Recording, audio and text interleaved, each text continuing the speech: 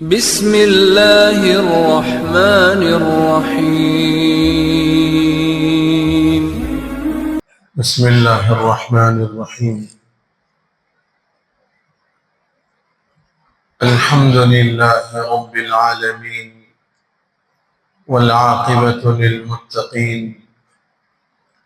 والصلاة والسلام علی سید الانبیاء والمرسلین محمد وعلى آلہ واصحابہ اجمعین اما بعد فأعوذ باللہ من الشیطان الرجیم بسم اللہ الرحمن الرحیم وَأَعِدُّوا لَهُم مَّا اسْتَطَعْتُم مِّن قُوَّةٍ وَمِن رِّبَاطِ الْخَيْلِ تُرْهِبُونَ به عدو اللہ وعدوکم صدق اللہ مولانا العظیم۔ قابل احترام عزیز بزرگوں، نوجوان بھائیوں،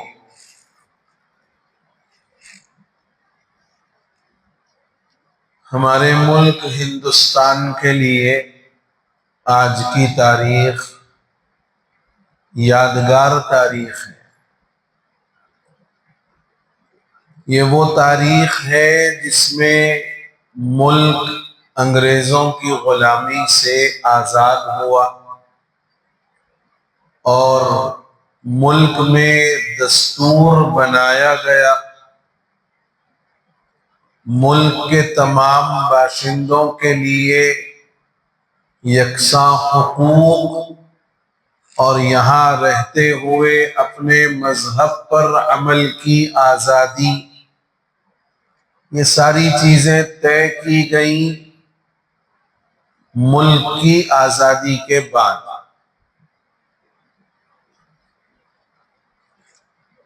ملک کی آزادی میں بجا طور پر قسمم باللہ حلفیہ طور پر یہ بات کہی جا سکتی ہے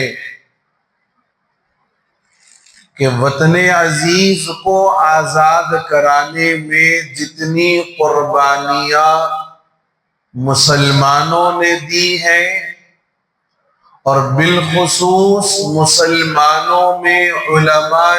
دیوبند نے دی ہیں، بالخصوص علماء دیوبند نے دی ہیں، اتنی قربانی کسی اور نے نہیں دی۔ یہ الگ بات ہے کہ آزادی کی لڑائی جب مشترکہ طور پر شروع ہوئی تو سارے اس کے اندر شامل ہو گئے، شامل کیا گیا، لیکن حقیقت یہ ہے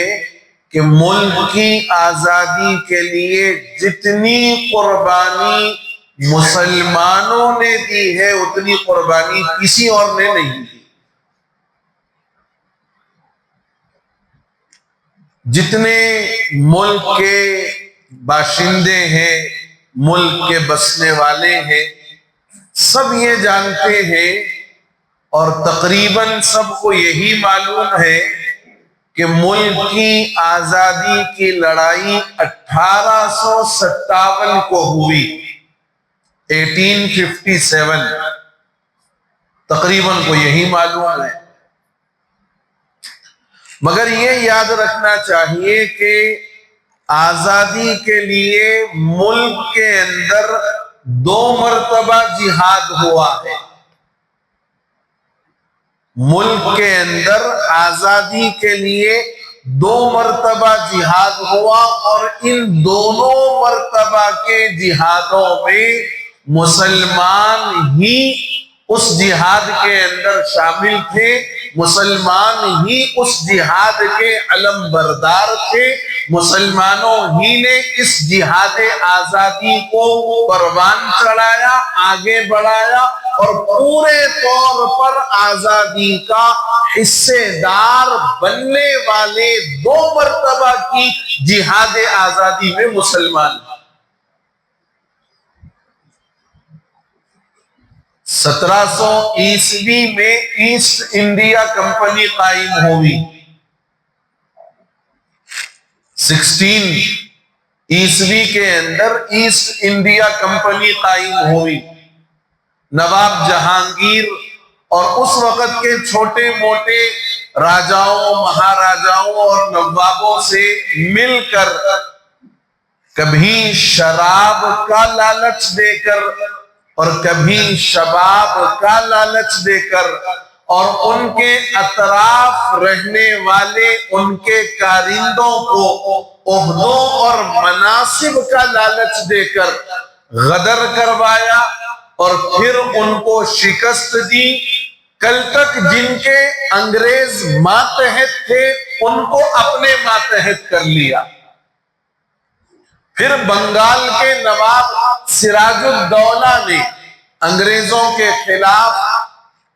آزادی کا نعرہ بلند کیا اور ان سے لڑائی کی، لیکن بالآخر نواب سراج الدولہ کو بھی شکست ہوئی. اور 1799 میں وہ مرد مجاہد جس کو دنیا سلطان ٹیپو شہید کے نام سے جانتی ہے، انگریزوں کے خلاف سری رنگا پٹنم میں انہوں نے جو جہاد آزادی کا کارواں بنایا اور جو ان کے خلاف مورچہ تیار کیا اور لڑائی کی، انگریزوں کی ناک میں دم جس کو کہا جا سکتا ہے وہ سلطان ٹیپو شہید رحمت اللہ علیہ نے کیا. سب سے پہلا میزائل بنانے والا اگر کوئی مرد مجاہد ہے اور راکٹ بنانے والا کوئی مرد مجاہد ہے وہ سلطان ٹیپو شہید ہے. آج ہم اے پی جے عبد الکلام صاحب کو یاد کرتے، مگر راکٹ بنانے والا اور میزائل بنانے والا سلطان ٹیپو شہید رحمت اللہ علیہ. جب سلطان ٹیپو شہید رحمت اللہ علیہ کی شہادت ہوئی تب تک انگریزوں کو یہ ڈر خوف لگا ہوا تھا کہ پتہ نہیں ہمارا کیا ہوگا. جب آپ کی شہادت ہوئی تو انگریزوں نے بڑے اطمینان سے یہ جملہ کہا کہ آج سے ہندوستان ہمارا ہے. آج سے ہندوستان ہمارا ہے. خلق خدا کی، زمین خدا کی، حکم انگریز حکومت کا. یہ نعرہ اس وقت میں چلا اور اس نعرے کے چلنے کے بعد جب دہلی کے اندر فسادات ہوئے اور دہلی کے نوابوں اور راجاؤں اور مہاراجاؤں کو شکست دے کر انگریزوں نے دہلی پر قبضہ کرنا چاہا، اس کے بعد جو حالات بنے ان حالات کے بنانے میں اور مسلمانوں کو انگریزوں کے خلاف جہاد کے لیے تیار کروانے میں جو سب سے بڑا کردار تھا، حضرت شاہ ولی اللہ محدث دہلوی رحمت اللہ علیہ کے فرزند ارجمند حضرت شاہ عبدالعزیز رحمت اللہ علیہ. حضرت شاہ عبدالعزیز رحمت اللہ علیہ نے جب حالات دیکھے کہ خلق خدا کی، زمین خدا کی اور حکم انگریز حکومت کا، اس کے خلاف علم بغاوت بلند کیا، جہاد کا فتویٰ صادر کیا اور یہ اعلان کر دیا دہلی کے اندر رہتے ہوئے کہ کوئی مسلمان ملک ہندوستان کا اس وقت ایسا باقی نہیں ہے جس پر انگریز کے خلاف جہاد کرنا فرض نہ ہو. ہر مسلمان پر انگریز کے خلاف جہاد کرنا فرض ہے. لیکن اس فتوے کی پاداش میں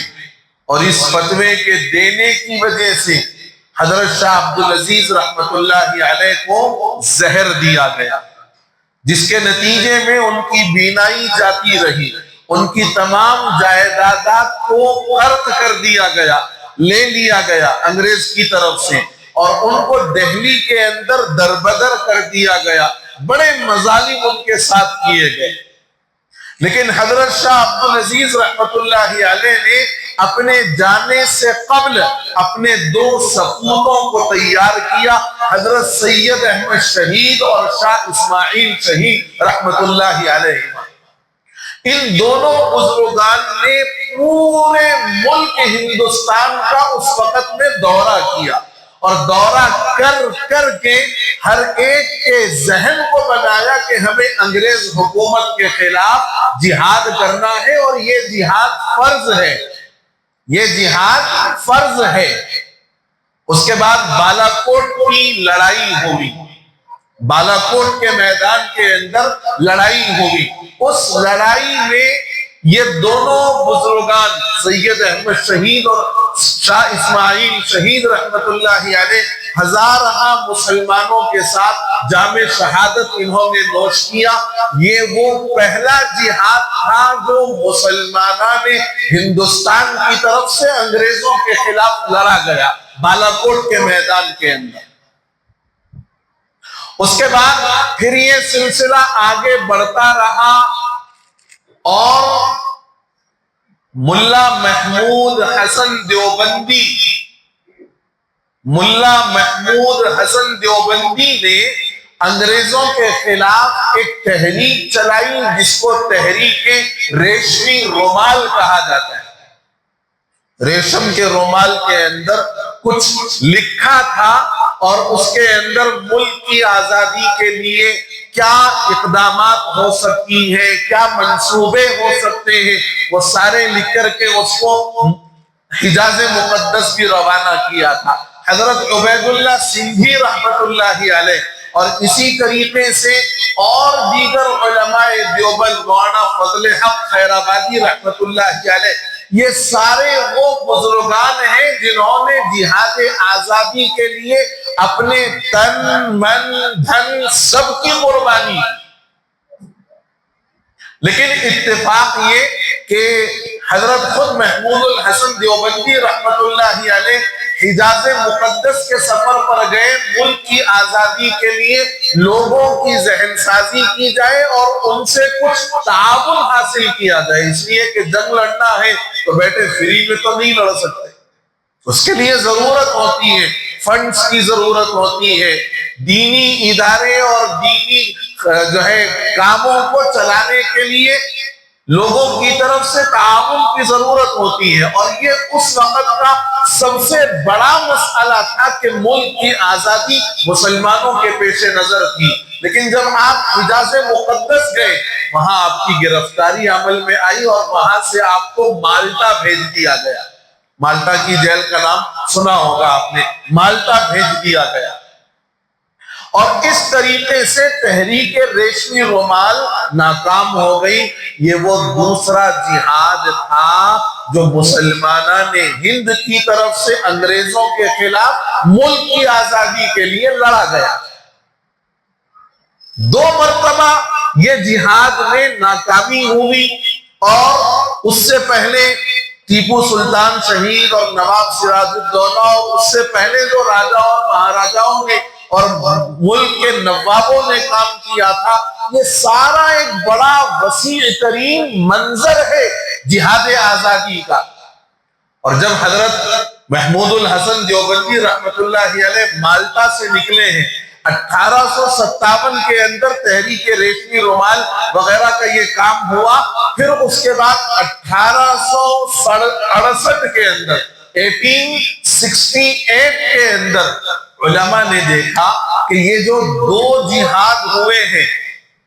2 جہاد یاد ہے، بالا کوٹ کا اور یہ تحریک ریشمی رومال، ذہن میں رکھنا اس کو، بالا کوٹ اور تحریک ریشمی رومال، ان 2 جہادوں میں جو مسلمان شہید ہوئے اور جن مسلمانوں نے ملک کی آزادی کے لیے اپنا خون بہایا، اپنی جان تک قربان کر دی، ان کے بچے تو یتیم ہو گئے، ان کے بچے تو یتیم ہو گئے، ان کے سروں پر ہاتھ رکھنے والا کوئی نہیں تھا۔ یہ در بدر کی ٹھوکریں کھانے پر مجبور ہو گئے۔ انگریز نے دیکھا کہ یہ موقع بڑا غنیمت ہے، انگریز نے دیکھا کہ موقع بڑا غنیمت ہے، جن کے آبا و اجداد کو جن دشمنان نے شہید کیا ان کی اولاد کے پاس آئے اور آ کر کے کہا کہ ہم تمہارے لیے مفت رہائش بھی دیں گے، فری اکوموڈیشن بھی ہوگا، فری فوڈ بھی ہوگا اور فری ایجوکیشن بھی ہوگا۔ اس نام پر انہی شہدائے وطن کی اولاد کو اپنے پاس بلا کر انہیں فکری طور پر مرتد بنانے کی کوشش کی۔ عیسائی مشنری اسکول کھولے گئے اور ان اسکولوں میں ان بچوں کی تعلیم کا انتظام کیا گیا۔ یہ بتایا گیا کہ یہاں اکوموڈیشن فری ہے، فوڈ فری ہے اور ایجوکیشن فری ہے۔ اس طرح عیسائی مشنریز کے اسکولز کا ایک جال انہوں نے بچھایا اور نعرہ تھا مفت رہائش، مفت کھانا اور مفت تعلیم۔ وہ جن کے آبا و اجداد جن کی غلامی کو قبول نہ کرنے کے لیے اپنی جانوں کی انہوں نے قربانی دی، آج ان کی اولاد غلامی کے لیے تیار ہو گئی اور نادانستہ طور پر انہی کے ہاتھوں میں جا کر پلنے اور بڑھنے لگی۔ علماء نے جب ان حالات کو دیکھا تو سر جوڑ کر کے بیٹھے اور یہ غور کیا کہ اب ملک کے احوال ایسے ہیں کہ اگر ملک میں دینی تعلیم کی فضا کو عام نہ کیا گیا تو پھر ملک ہندوستان دوسرا انگلستان بن جائے گا، سارے کے سارے عیسائی بن جائیں گے اور سارے کے سارے فکری الحاد کی نظر چڑھ جائیں گے۔ علماء نے سر جوڑ کر بیٹھ کر آپس میں مشورہ کیا اور اس مشورے کے نتیجے میں 1868 کو حضرت حجت الاسلام قاسم نانوتوی رحمت اللہ علیہ، رشید احمد گنگوہی رحمت اللہ علیہ، عابد حسین دیوبندی رحمت اللہ علیہ اور اس وقت کے جو بڑے اکابر تھے، ان اکابر نے مل کر دارالعلوم دیوبند کی بنیاد ڈالی۔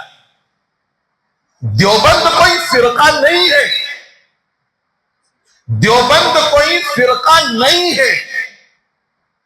یہ ذہنوں کو خراب جو کیا گیا اور جو بار بار ایک بات ہمارے سامنے دہرائی گئی اور بار بار نہیں 6 بار 10 بار 20 بار، میں جس وقت سے اس علاقے میں کام کر رہا ہوں ہر سال میں نے جاتے ہوئے راستوں میں سنا ہے کہ لوگوں کو باضابطہ نام لے کر بھڑکایا جاتا ہے۔ ارے بے وقوفوں، جاہلوں، نادانوں اور تاریخ سے ناواقفیت رکھنے والوں، دیوبند کوئی فرقے کا نام نہیں ہے، دیوبند اس جگہ کا نام ہے جہاں سے وطن عزیز کی محبت نے جنم لیا ہے، دیوبند اس جگہ کا نام ہے جہاں سے قال اللہ اور قال الرسول کی صدائیں بلند ہوئی ہے، دیوبند اس جگہ کا نام ہے جب انگریز نے عیسائی مشنری اسکولز کا جال پورے ملک کے اندر بچھایا اور شہدائے وطن کی اولاد کو فکری طور پر مرتد بنانا چاہا، اس وقت علماء کرام نے دیوبند کی سرزمین کے اندر جس مدرسے کا قیام عمل میں لایا اور جس ادارے کی بنیاد ڈالی، انار کے درخت کے نیچے ایک استاد اور ایک شاگرد کے ذریعے سے جس ادارے کا قیام عمل میں آیا اور آج جو پوری ایشیا کا اور پورے ملک کا بلکہ پوری دنیا کے اندر دین کا کام کرنے کے اندر ایک نمبر پر آتا ہے اور جہاں کا خوشہ چین اور جہاں سے استفادہ کرنے والا پورے ملک کے اندر پائے جاتے ہیں، وہ نام ہے اور اس جگہ کا نام ہے دارالعلوم دیوبند۔ ہم یہ سمجھتے ہیں کہ دیوبند فرقے کا نام نہیں ہے۔ علماء نے 1868 کے اندر جب دارالعلوم دیوبند کی بنیاد ڈالی، حضرت قاسم نانوتوی رحمت اللہ علیہ نے وہی اعلان کیا جو انگریزوں نے اعلان کیا تھا، کہا ہم مفت کھانا دیں گے، ہم مفت اکوموڈیشن دیں گے اور مفت دینی تعلیم دیں گے، مفت دینی تعلیم دیں گے۔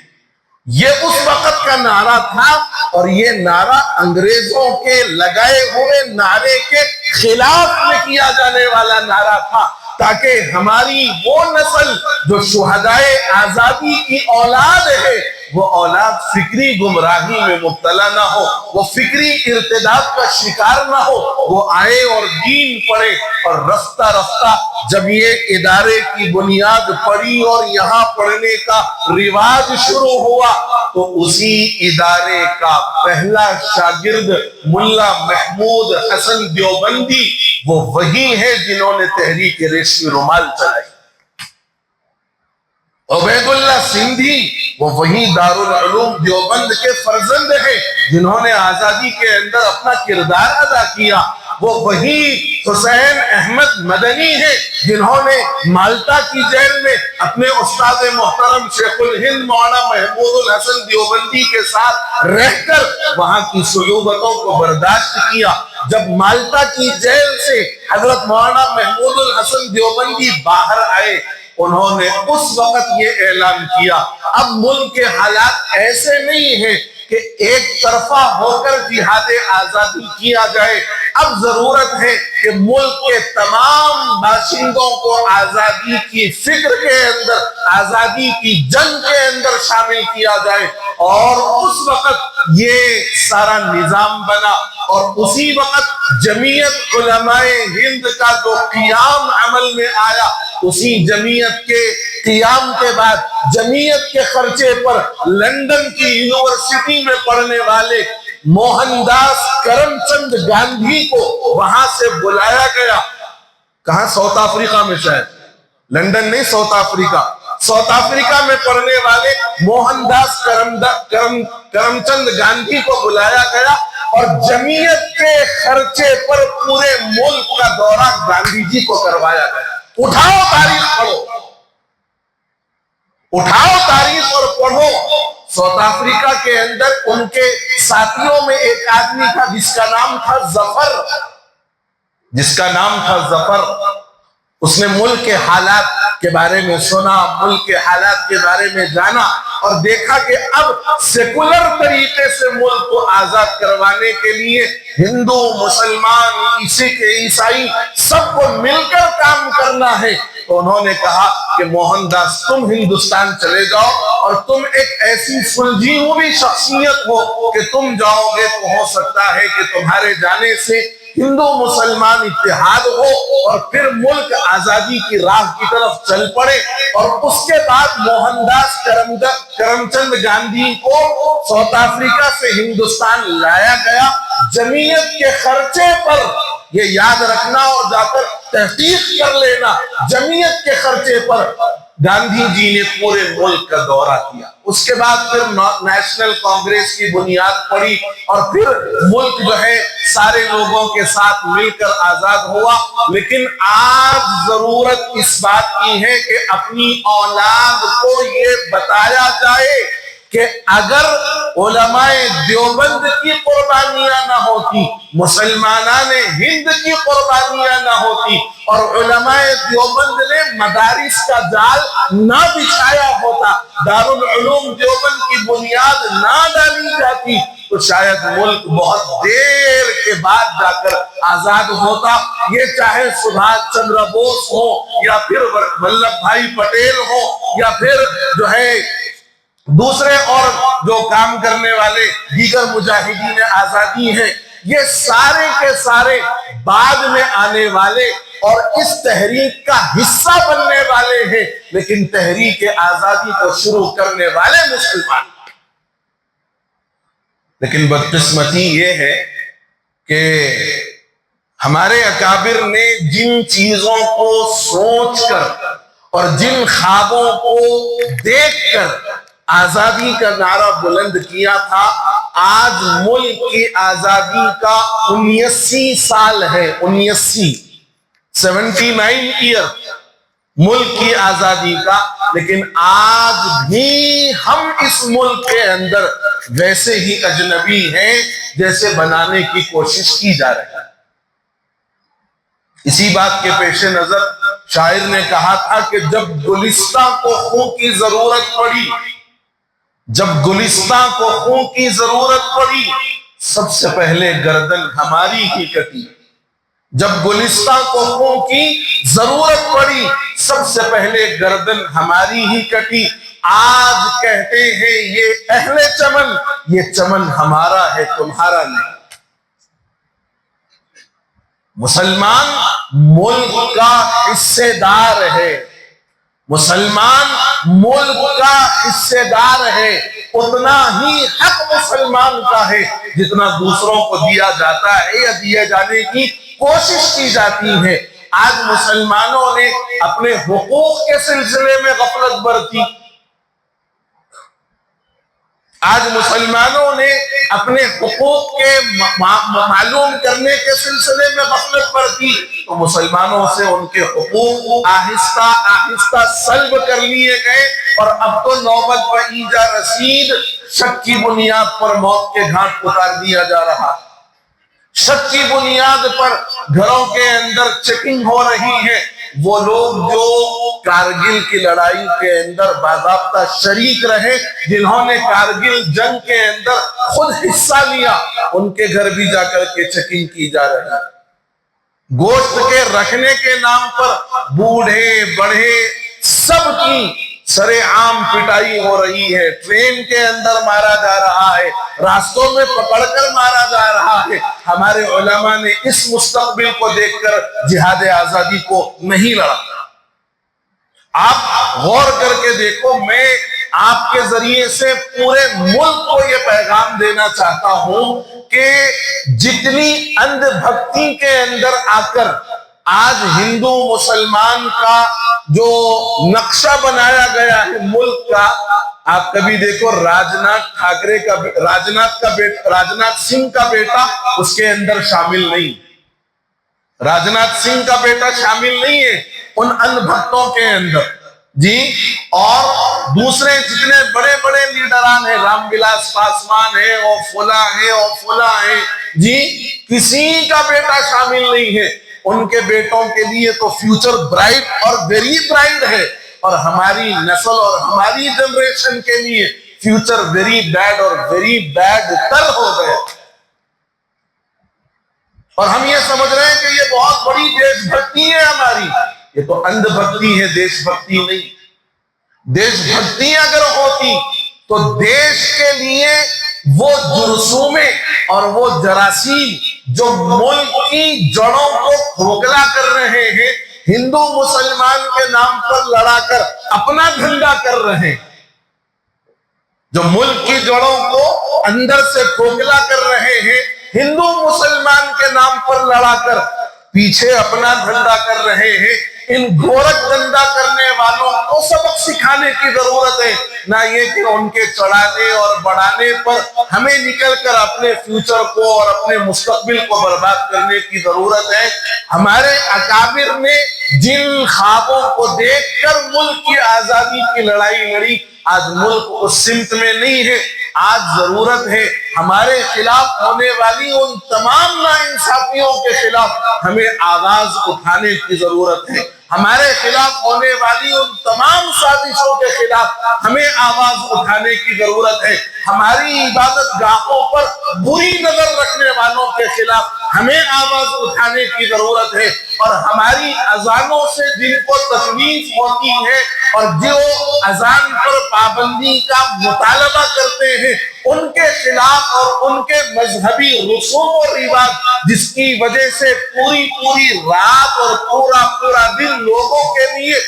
جو ہے ڈسٹربنس کا ذریعہ بن جاتا ہے، اس کے خلاف آواز اٹھانے کی ضرورت ہے۔ بہرحال ملک کی آزادی کے متعلق پہلے تو ہمیں بھی معلوم کرنے کی ضرورت ہے، اور اپنے ساتھ ساتھ ہماری نسلوں کو بھی بتانے کی ضرورت ہے کہ گاندھی جی، سبھاش چندر بوس اور جو دوسرے لوگ ہیں،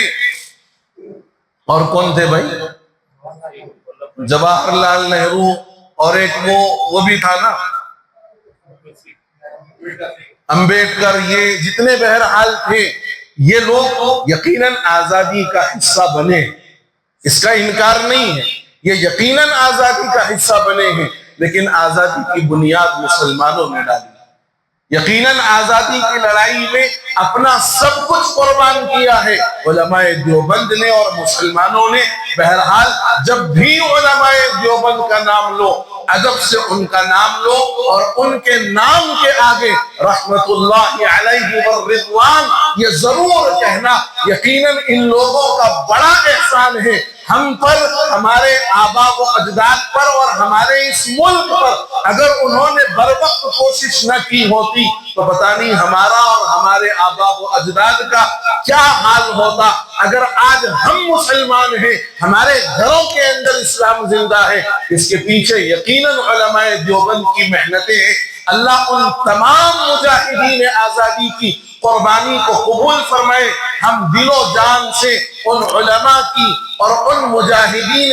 آزادی کی جنہوں نے پہلے جہاد میں، دوسرے جہاد میں، سلطان ٹیپو شہید رحمت اللہ علیہ اور ان سے پہلے لڑنے والے تمام مجاہدین آزادی کو خراج عقیدت پیش کرتے ہیں اور دعا گو ہیں اللہ ان کی ان قربانیوں کا بہترین بدلہ دنیا اور آخرت میں نصیب فرمائے۔ اور اللہ علماء دیوبند کی اور بالخصوص جن لوگوں نے آزادی کے اندر حصہ لیا ان کی قبروں کو نور سے منور فرمائے، اور جنہوں نے پورے ملک کے اندر مدارس کا جال بچھا کر ہمارے اور ہمارے آبا و اجداد کے دین و ایمان کے تحفظ کا سامان کیا، اللہ ان تمام علماء دیوبند کو